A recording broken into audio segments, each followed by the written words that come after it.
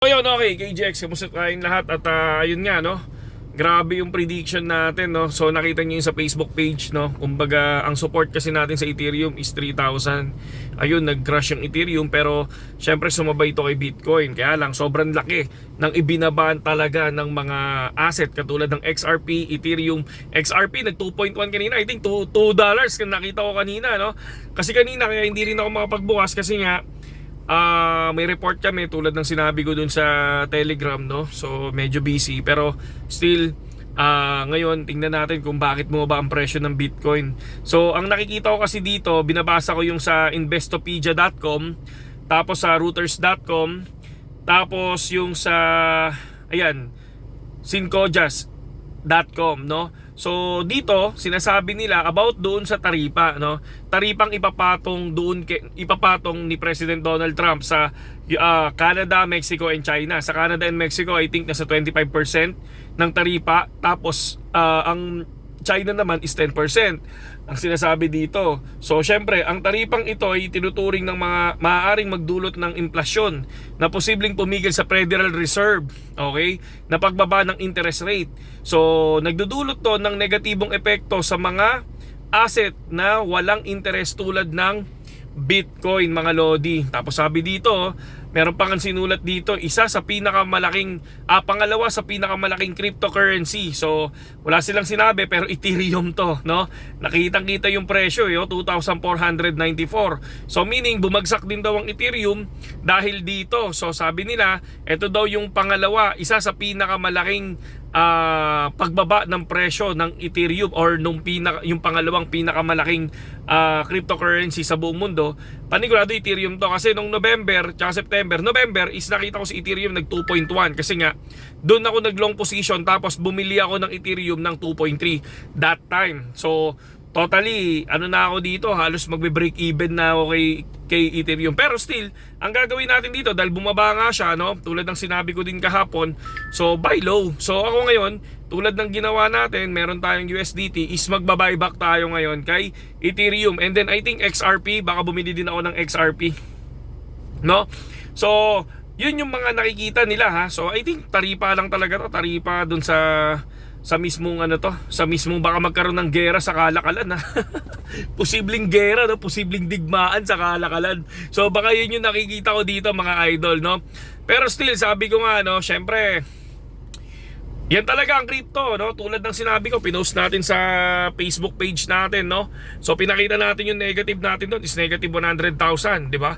So sabi ko nga, yan talaga yan. Pero tulad ng sinabi ko sa inyo, dapat ang una nyo aralin, ito ang una nyong aaralin, no? Itong ulo nyo, yan, yung nasa loob niyan, idol, no? So, yan yung yan yung daan para matutunan mo yung emotion, di ba? So, tulad ako, sabi ko nga sa inyo, no? Ako yung tipong tao na lagi kong sinasabi, better na mag-observe ka ngayon at huwag ka mag-invest. Every time, kahit sa Telegram, sa Facebook, lagi kong sinasabi yan, mas maganda mag-observe ngayon. Tingnan ng market, ano bang mangyayari sa market panahon ni Donald Trump, ano bang nangyayari ngayon. Ang BTC ba is nasa all-time high na, babagsak si BTC, magkakaroon ng malaking drop ngayon 2025. Hindi ko sinasabi ngayon yon, no? Pero sinabi na natin yan noong October, pero hindi ko sinasabi ngayon. Ako, ina-expect ko dapat hindi pa ngayon to. Ang alam ko, May, June, July, yan yung mismong prediction natin. At ang prediction natin sa BTC is 110k, tulad ng sinabi ko noong October. Ngayon nasa 108k, biglang nag-drop. Pero sabi nga nila is 120, 125, 150. Pero nag-iba ako ng TA that time, sabi ko 125. Kasi tiningnan ko yung percentage. So okay na. So ngayon biglang nag-drop. So anong emotion na meron ako? Wala. 'Di ba? Bibili pa rin ako. No, para sa akin, ha, kasi sabi ko nga sa inyo, emotion yung kailangan yung aralin. So ako, ang attitude ko kasi, syempre break even lang naman ako sa ETH. So tulad ng nakita nyo noong November, kinontent natin yan nung bumili tayo dahil sinabi ko possible lumipad ang value ng Ethereum tsaka Bitcoin kapag nanalo si President Donald Trump. So yun na, lumipad na yun. So ngayon, syempre laglag yung market, no. Ang gagawin natin ngayon, dahil hindi pa naman tayo break even, no? Hindi pa tayo break even, pero ako kasi ang attitude ko, once na bumagsak yan, bibili ako ng bibili dahil ito na yun ito yung parang para sa akin na na pagkakataon, no, para sa akin na nasa crypto na ng 4 years, no. Pagkakataon, sabi ko, ito yung pagkakataon ko na bumili ako dahil Ethereum para sa akin hindi pa nakukuha yung all-time high. Ethereum and XRP ang sinasabi ko ha, mga idol, hindi iba. Pero Bitcoin automatic yan, for me is gold is yung Bitcoin is gold. So ngayon, pero mag-focus ako kay Ethereum and XRP. Sana nga, sabi ko, mag-maintain muna ngayon mag-maintain muna, tapos hanggang Saturday para makapondo tayo ng konti, no. Tulad ng sinabi ko sa inyo, no, better observe lahat ng mga bago. Mag-observe, manood ng mga possible na pwede nyo panoorin, lalo-lalo na news, no? Lalo-lalo na ang news, no? Huwag muna kayo mag-technical analysis, no? Tingnan nyo muna yung news. Ano ba yung nakaka-apekto dito? Na nakaka-apekto sa pagbaba ng value. Makikita nyo lahat ng USDT market news, no? Katulad ng FOMC, katulad ng inflation rate, yung CPI, unemployment rate, unemployment claims. So, ganon, yung mga pwede nating aralin. Tapos sabay, kapag nakikita nyo dumaan yung mga news na yun, tingnan nyo yung galaw ng market, 'di ba? Tapos tingnan nyo din ano ba yung mga pwede nyo aralin. Bear market nung nakaraang taon, ay bear market ng last 2021 tsaka 2022. Tapos ilang gaano kataas si BTC dati nung bear market, gaano siya ilang percent ang ibinagsak niya. Yun pala yung bear market, dun pala ako dapat mag-invest, hindi pala dapat ngayon kasi ito na yung dapat na nagbabakasyon ka na, parang ganon. So yun lang yung ano natin, yun lang yung mga gusto kong sabihin sa inyo, na for me, better observe muna, observe hanggang sa makikita nyo na kayo na mismo sa sarili nyo na okay, eto na yung time, eto na yung sinasabi ni KGX na bumagsak na to ng 60% ang value ng Bitcoin. Tapos nagkaroon ng, kunyari kung 62, 75% bumagsak ang value, 70%, di ba? So yun, yun yung buying time ko sa kanya, no? Sa susunod na bear market, alam ko babagsak pa yan. Yun na yun. Tapos maghahanap ako ng 10 coins. 10 coins na nasa top 20. So yun. Tulad ng sinabi ko ng 2022. No, kung napanood yung video natin ng 2022, yun, sinabi natin lahat yun. Ito yung mga coin na gusto kong bilhin. And then yung mga coin na yun is lumipad.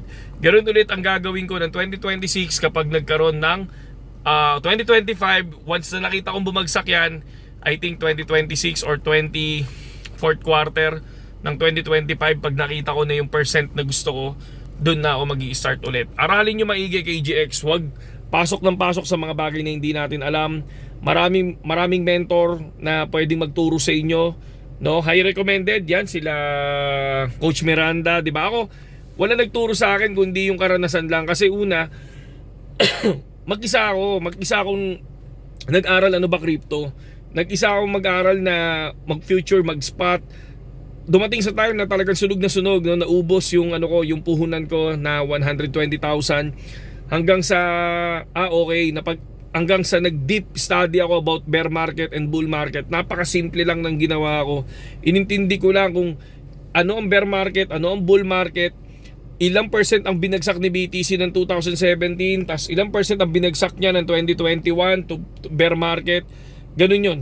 Yun lang yung ginawa natin nun. 90% na palang binagsak ng asset na to. Doon ako bumili, doon ako nag-hold, doon ako nag-start, nag-content creator tayo, no? So yun yun. Syempre, tinatawanan ka talaga ng umpisa dahil nga alam nila na marami nagsasabi na wala na, hindi na tataas yan. Ngayon, nung lumipad, na, no, nagtatanungan na silang lahat. So tulad ng sinabi ko, payo ko sa inyo, huling beses na, better observe lang muna ngayon, no? Observe kung ano yung mga nangyayari sa market. Hayaan nyo silang lumipad, no? Hayaan nyo silang lumipad, babagsak din yan. Okay? Hayaan mo silang lumipad, babagsak din yan, di ba? So yun. Ang dami yung nakikitang influencer na pinapabili kayo ng meme coin, pinapabili kayo ng ganito, pinapabili kayo ng ganyan. Kung bumili kayo, tignan natin kung ito na lang yung imagine nyo, no? Sa mga idol nyo na influencer, okay? Pinabili kayo nitong meme coin, pinabili kayo nitong assets, and then bumagsak ngayon. Imagine nyo kung bumili kayo and then bumagsak ngayon, ano ang pakiramdam nyo, diba? Doon sa mga bago. Alam ko yung mga dyan, yung mga ayaw masaktan, isa lang ang sasabihin nila, opportunity yan KGX, opportunity yan, gagawin namin yan, hihintayin namin, mag-i-invest kami ulit, diba? Maraming gano'n na nagsasalita, pero deep inside, masakit yan, lalo na sa mga bago, kasi naramdaman ko yan. Okay? So ngayon, tulad ng sinabi ko sa inyo, no, observe, aralin maigi, bear market, bull market, bago kayo mag-aral ng iba't ibang klaseng technical analysis. Ayan yan yung muna yung simulan nyo. Okay? Saludo sa inyong lahat, KJX. Magandang hapon sa inyong lahat. At mag-walking muna ako kasi ang laki na ng tiyan ko. Tingnan nyo, no? Saludo.